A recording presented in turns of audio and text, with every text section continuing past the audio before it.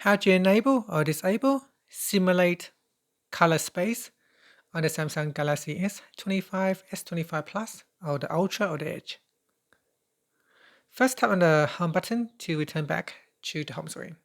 And from the home screen, swipe down at the top to open up quick settings. In here, tap on the settings icon.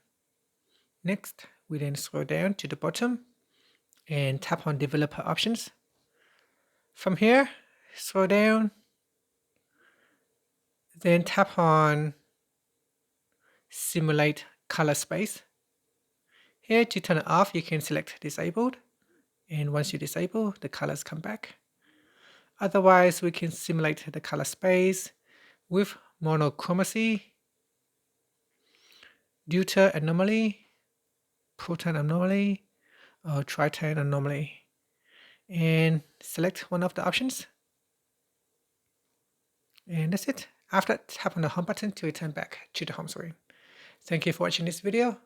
If you find it helpful, please like and subscribe to my channel for more videos.